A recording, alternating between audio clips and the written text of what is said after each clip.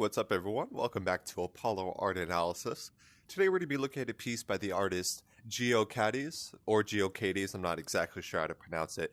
This artist is a 3D artist working primarily within the generative fractal medium, or generative fractal movement, and a ton of abstract geometry coming from this artist. But today we're going to be looking at a piece entitled Crossroads. And whenever you first check out this piece, you can see why it's called Crossroads. And so just to make that first mark, you'll see there is definitely, it looks like my pencil doesn't want to, we're all good. So you can just see the, let's do that in red so you can actually see. So you'll see why this piece is entitled Crossroads, right? There is the crossroads of these, one and kind of two lanes going across the center region of the spatial composition.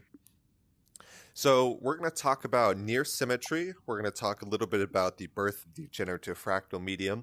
We're going to talk about color. We're going to talk about these kind of geometric shapes that we see within the wiring of this piece. And then we're going to check out some of Geokatties' other pieces. So hope you guys enjoy. Let's jump right into it. So in this initial introduction, you're likely met with just this immense visual energy. And that visual energy is made up of all these little details, which all combine to constitute this massive coalition of the visual experience which stands before us. And this is, of course, achieved, the main form of the subject is achieved through a dark on light contrast. You see this dark form of our main subject, of this massive kind of architectural kind of design, just contrasting itself right onto the orange cream backing. So that really emphasizes and accents its form to the highest degree possible. So you see how this has a lot of, let's say if we were to draw that's not perfect, but if we were to draw a center axiom, let's see. Sorry, I want it to be better. So if we put a center axiom there, you can see that the piece is reflected across either side. And we would call that, near symmetry, almost complete perfect symmetry. And there are, a bit of variations here whenever we're taking a look, say really specific, right here, and we judge that right here. There's just a little bit of variation, nothing too crazy, a little bit of variation there, a little bit of variation there. Nothing too crazy, but that would make it, it's not perfect symmetry, but it is very close. It's near symmetry. And whenever something is near symmetrical, it's conveying, a high sense of balance, a high sense of order, and a very harmonious visual experience. So if you take a look at this piece and you feel like, oh wow, everything feels, very balanced and very harmonious, I'd say that's exactly why. You see the form is just reflected across this center axiom. So it's mirrored on either side. So I think that's important to note whenever taking a look at this piece. So, oops.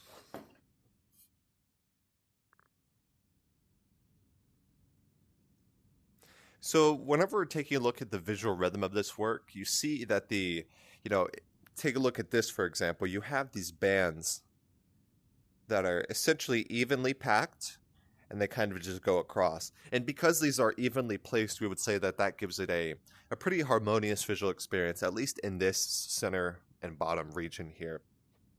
Whenever we're taking a look at this, for example, we see that it is kind of even honeycombs placed throughout, but you would see that so the visual rhythm by technicality would be pretty balanced, but there are a lot of honeycombs. So that visual rhythm does get pretty intense, and there's a ton of energy just coming from that region of the spatial composition. And this also creates a unique sense of texture because you have these hexagons or these honeycombs that just go across, and there's this unique sense of texture created by that. There's kind of this sleek, we see the sleek texture right here. We see kind of that metallic texture here. We see these ribbed textures as well, super smooth and sleek, rigid. Those are kind of the textural elements that pop up whenever we're taking a closer look at this work. So I think that's also important to note as well. So as I said before, we kind of have these honeycomb type of shapes all across the piece, and those of course are made up by hexagons. And whenever we're taking a look at, say, the bees or honey has been seen of sweetness, pleasure, and then taking a look at, say, the symbolism of gold in combination. Gold represents prosperity, success, triumph. So whenever we're taking a look at this piece, whether you're kind of attaching on to the gold symbolism, or whether you're attaching on to, say, the symbolism of the honeycomb or even honey, there's something really triumphant about this piece, something, say, I would say luxurious in my opinion as well. There's some incredible colors coming from this work.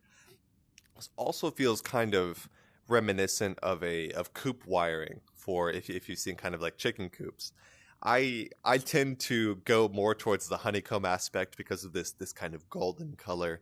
That really reminds me of honey and the honey bees.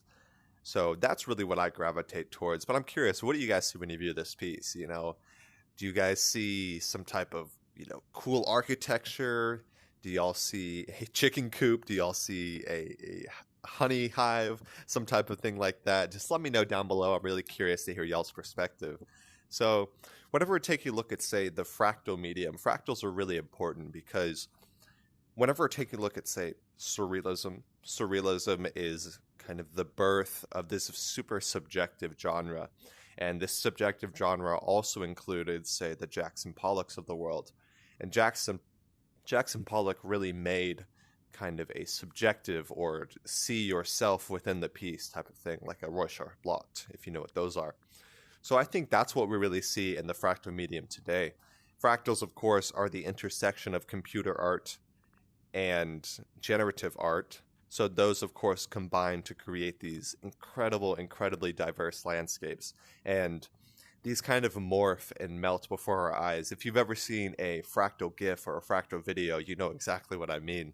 These really do kind of morph and melt before your eyes.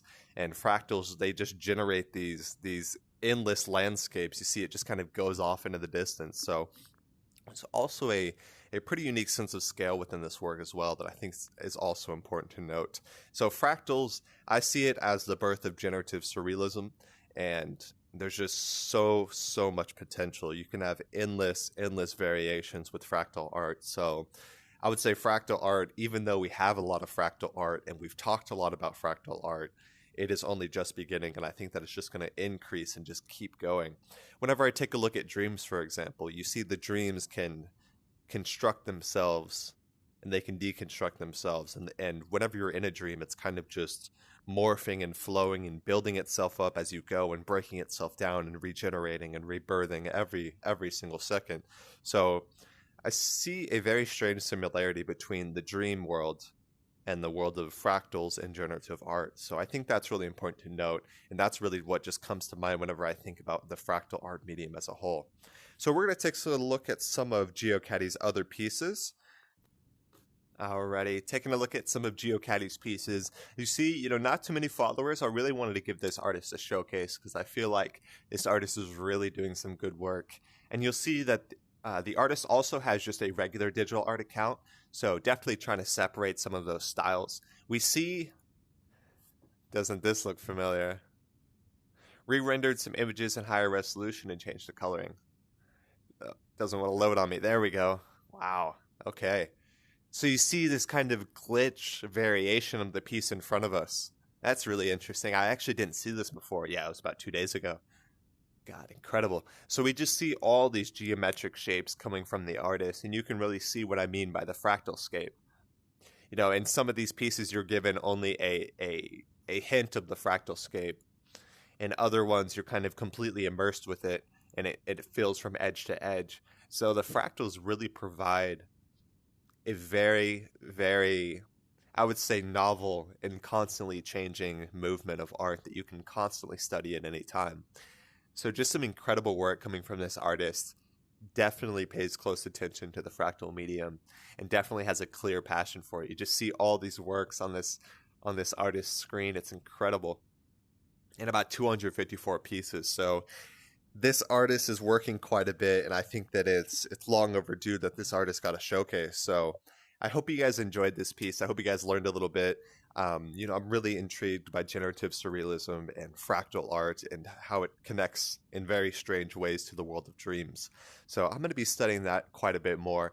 Go check out some of Geokatties' other pieces. Go check out some of the digital art account that Geokatties also runs. Hope you guys enjoyed. Hope you guys learned something. My name is Apollo. This was Apollo Art Analysis, and I'll see you guys on the next episode. We hope you enjoyed today's episode. If you'd like to support our work directly, please check out our Apollo community tokens. Apollo Art Exchange is an ecosystem of art appreciation which elevates artists each and every day. Thanks for listening.